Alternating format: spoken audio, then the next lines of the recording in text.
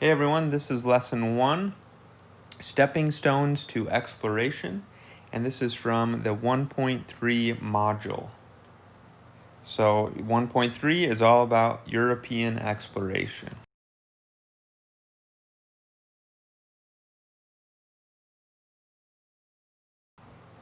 Just a reminder, as you watch the video, since this is your first video, make sure to complete your guided notes as you watch the video. And then rewatch if you don't understand, or rewatch parts of it if you don't understand. That's one of the perks of having this on a video, is that you can rewind as you need to. The success criteria for today is I will be able to identify and explain the motives and reasons for European exploration. So focus on that as we go through the lesson. Okay, first we're going to start talking about the Crusades. So the Crusades is something that happened over in Europe and the Middle East.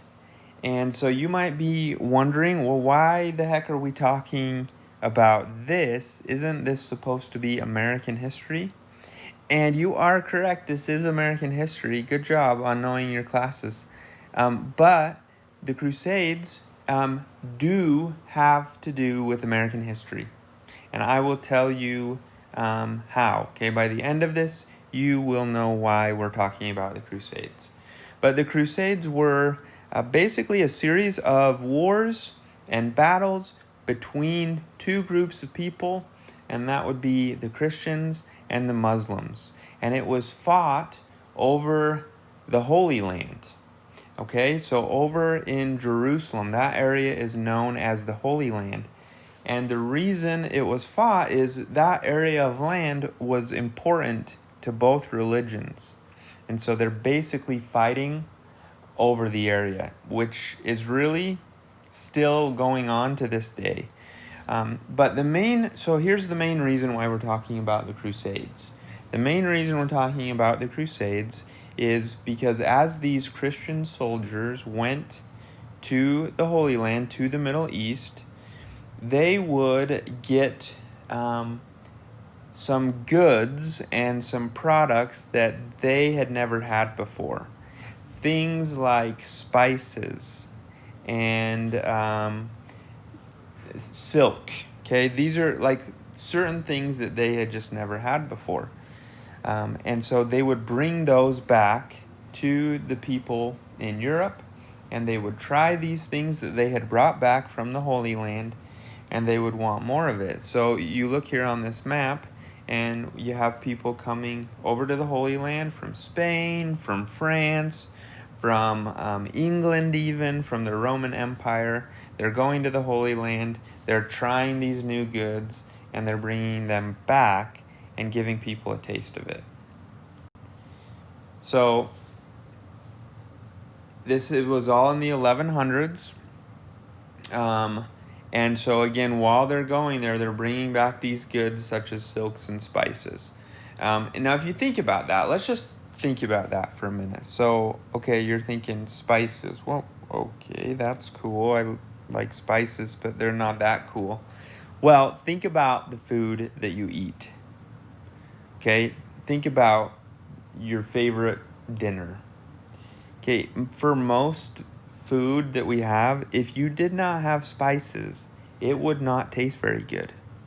It just wouldn't. I mean, spices add so much to our food and make it so much better. I mean, think about some of the spices. So just black pepper, for example, or salt. Like just certain foods without salt is not very good. Okay, so these spices that they're bringing back, all of a sudden, their food is not tasting bland. Once you've had spices in your food, it's really hard to go back to not having it and having that bland food again. Okay, so some of these goods they're bringing back, Europeans want more of it. Okay, so that is the biggest effect from the Crusades. That's why we're talking about the Crusades, is because the Crusades gave the Europeans a greater desire for Asian silk and spices. Okay, they had a greater desire for some of these goods that the soldiers had brought back. Here's some examples of some of the things that were brought back. You got black pepper there, you got silk, okay, cinnamon, other stuff that was brought back. And here's just a map showing some of the items. So you got cotton, you got gold, ivory, perfume. So it wasn't just spices. Silk, obviously, other precious gemstones were brought back as well. Okay, the Silk Road. So the Silk Road was a term used for the trade routes between Europe and Asia. You probably talked about the Silk Road in 6th grade, I'm guessing. So basically, this is the route that people would get some of these goods that we just talked about and bring them back to Europe.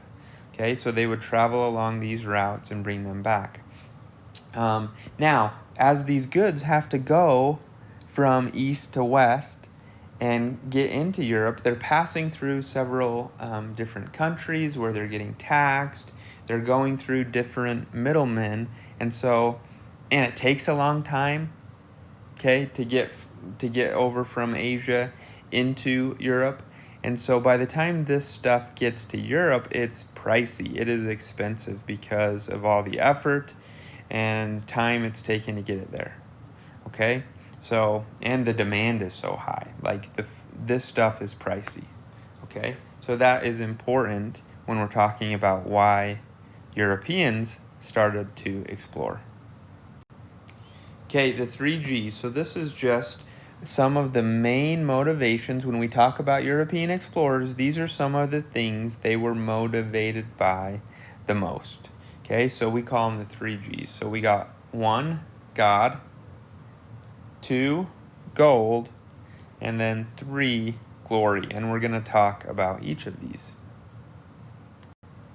Okay, first, God. So most people over in Europe are Catholic around this time period. So Catholicism is very big.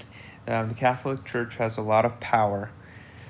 And one of the things they want to do is they want to spread their religion to everyone. They want to convert people, okay? And they want to convert the natives to Catholicism. And so that becomes one of the motivators for explorers, is so that they can spread their religion to others, including natives. Okay, gold is the second one. So obviously, I probably don't even need to explain this. They wanted gold, right? They wanted to get rich. They wanted to get wealthy, not only for themselves, but for their country. This kind of goes hand in hand with the next reason. But, most of these explorations, they were funded by the king and queen. Columbus, for example, was funded by King Ferdinand and Queen Isabella. And because they're funded by these, then they owe much of what they find to the country. And that's why the countries would fund these expeditions. They wanted to get these goods. And part of wealth meant also finding these spices and silks and other goods, because those were worth a lot of money. Okay, third is glory. So glory meaning like they wanted to become famous. They wanted to become well known, right? They wanted to be the first to get to this area, or the first to find a new route here. And this also goes along not just for the individual explorers, but also for the countries. Again, the countries that are funding them, they want glory for them as well, and for their country, and to get more wealth and also become more powerful as a country. Okay, finally, we have Marco Polo. And Marco Polo was an explorer. He traveled from Europe to China, to Asia. He was gone 11 years. He was gone a really long time. And he even lived at the palace in China for a while. And he sees all these things that Asia has that are not in Europe. He sees the great palace there in China, and he writes about these things that he sees. He writes a book about it. In fact, you guys are going to read part of it on your practice assignment. So he writes about these things, and as the people in Europe read about this, They want to see these things. They want these things. They want the things that the people in Asia have. And so that also becomes a motivator to want to explore. So those are some of the reasons why Europeans have for exploration. Early on, it really revolves around this desire for these goods that can only be found in Asia and finding a new route to get to Asia so that they can get these goods.